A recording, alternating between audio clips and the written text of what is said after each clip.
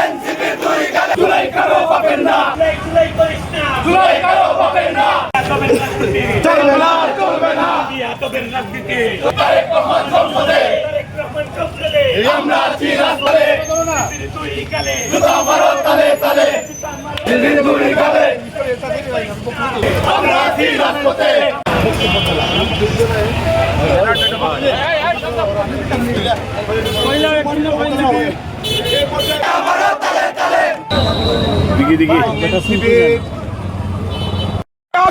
যদি ক্ষমা না করে দেশবাসীর কাছে ক্ষমা না চায়, তাহলে এই দেশের গণতান্ত্রিক মানুষগুলো তাদেরকে ক্ষমা করবে না।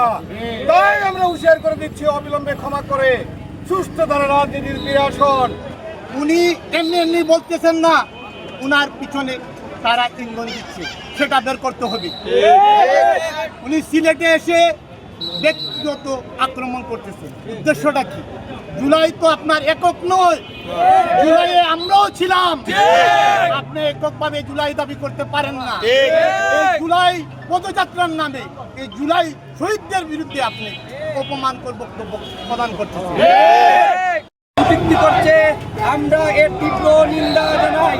মাননীয় প্রধানমন্ত্রী দেশ নায়ক তারেক রহমান সহ বিএনপি ও জাতীয় নেতৃবৃন্দর বিরুদ্ধে আবারও এভাবে কটূক্তি ও সমালোচনা করলে অবৈধভাবে এর তীব্র প্রতিবাদ জানানো হবে, কঠোর জবাবদিহিতা জানানো হবে।